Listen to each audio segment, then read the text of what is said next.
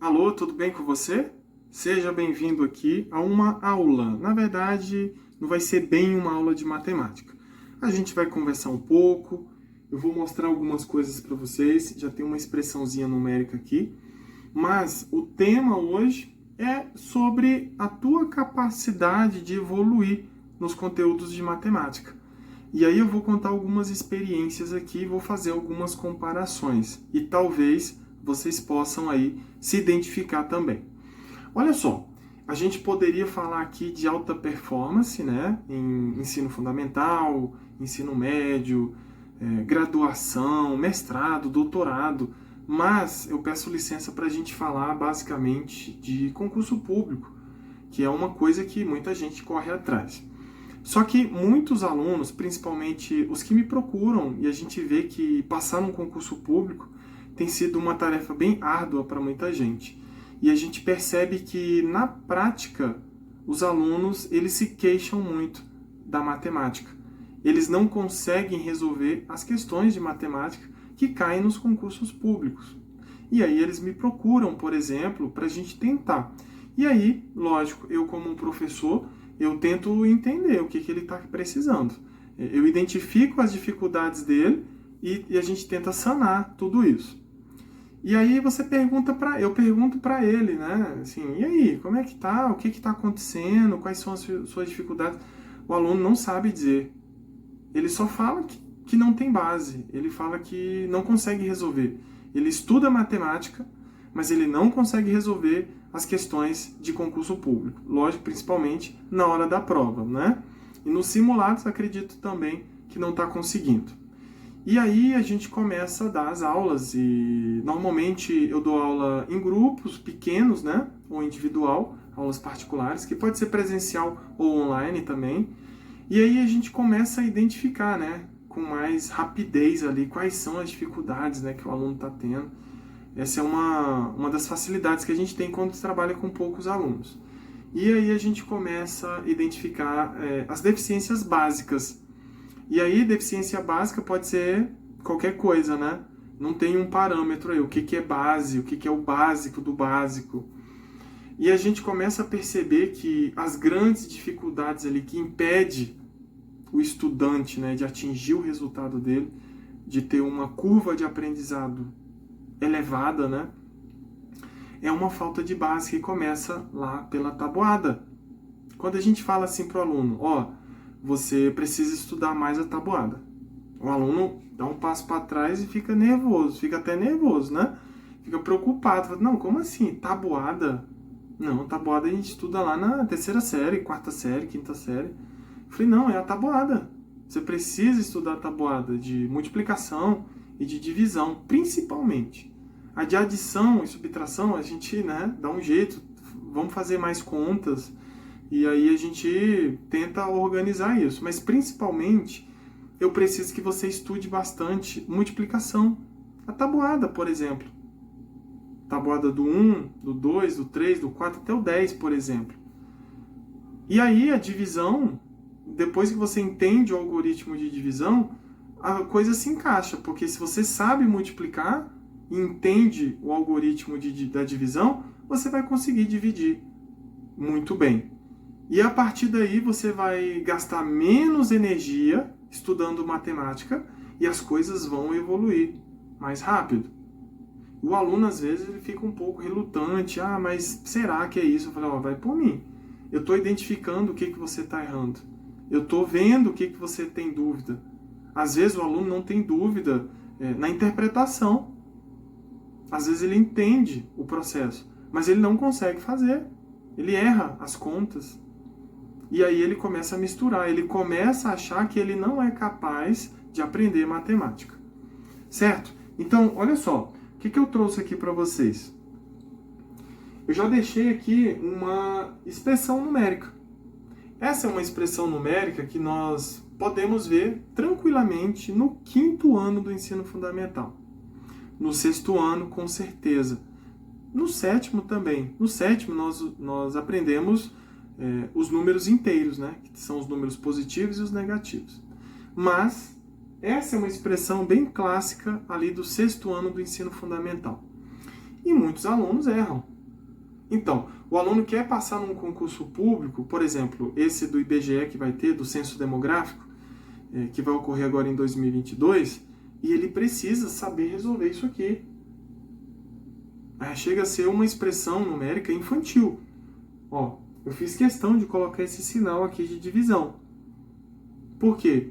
Porque esse é um sinal que é utilizado lá atrás, no ensino fundamental. E tá tudo bem. Por quê? Porque, por enquanto, o aluno está trabalhando só com divisão, mas depois ele vai descobrir que 5 dividido por 5 nada mais é do que uma fração, com numerador e denominador. Esse número que está aqui dividindo é esse 5 aqui, que é o divisor. E esse aqui é o nosso dividendo. Esse é o nosso dividendo. Vamos lá? Vamos continuar aqui? Olha só. Eu quero resolver, então, essa expressão numérica para a gente finalizar aqui essa nossa primeira aula, que foi mais como uma conversa, né? Uma conversa mais franca aqui. Olha só. Nós temos aqui uma multiplicação, uma adição e uma divisão. Existem prioridades. Uma regra principal e geral é que nós resolvemos da esquerda para a direita. Mas nós temos que verificar as prioridades. Primeira prioridade, eu tenho parênteses. Então, é dentro do parênteses que eu tenho que resolver. E dentro do parênteses, eu tenho que identificar o que tem que ser resolvido primeiramente. 2 mais 5 não é uma boa ideia. Por quê? Porque eu tenho uma divisão e tenho uma adição. A prioridade aqui no parênteses é a divisão. Então, como ficaria isso aqui? Olha só, eu colocaria 3 que multiplica 2 adicionado com o resultado dessa divisão. Eu tenho um número e quero dividir por ele mesmo, o resultado vai ser 1. 5 dividido por 5 é igual a 1. E é 1 que nós vamos colocar aqui dentro. Veja que agora nós temos uma adição dentro do parênteses. Então, é essa adição que nós temos que resolver. Essa é a nossa prioridade.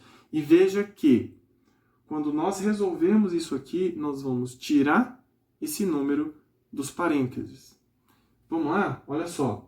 Eu tenho 3 que multiplica o 3, porque 2 mais 1 é igual a 3. Muita gente já errou, já erraria aqui no início. Acredito que, sei lá, uns 30%, 40% já erraria aqui no início. Por quê? Porque somaria 2 mais 5. Eu não posso fazer isso. Se você somar 2 mais 5, vai dar 7. Vai dar tudo errado. Então, muita gente já erra aqui, nesse resultado. E algumas pessoas vão errar aqui embaixo. Talvez seja uma multiplicação até fácil de fazer. Só que quando você entra dentro de um contexto de pressão, de concurso público, de despreparo, de falta de foco no que está fazendo, você acaba errando o 3 vezes 3, que é tranquilo numa tabuada. Então, você percebe? Eu consigo identificar vários momentos onde um aluno que está meio perdido, né, vai errar e não vai conseguir chegar no resultado correto dessa expressão numérica que é bem simples e que ocorre lá no 6º ano e no 5º ano do ensino fundamental. 3 vezes 3 é o 3 vezes o número 3. O 3 vezes o número 3 nada mais é do que uma adição de 3 parcelas iguais a 3. Isso nós estamos vendo lá no nosso curso preparatório lá para o IBGE, onde eu mostro para o aluno que você consegue resumir essa adição de parcelas iguais em uma multiplicação. 3 mais 3 é 6 e 6 mais 3 é igual a 9. Então, 3 vezes 3 é igual a 9. Ah, professor, eu tenho que fazer isso aqui sempre? Não. Eu estou mostrando que isso aqui é uma propriedade, é uma regra da multiplicação que você consegue reduzir essa adição de parcelas iguais em uma multiplicação. Mas é importante que você entenda a tabuada, que você leia a tabuada. Não é ficar todos os dias lendo a tabuada e gastando toda a sua energia estudando a tabuada.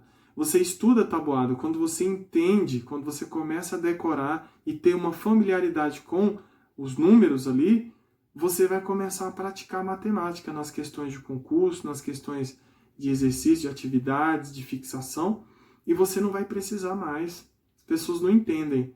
Não é que você tem que morrer estudando a tabuada. Você estuda a tabuada até você assimilar. Depois que você assimila, você não precisa mais. Você vai administrar o conhecimento que você adquiriu. Então, 3 vezes 3 é 9. E esse é o resultado da nossa expressão numérica.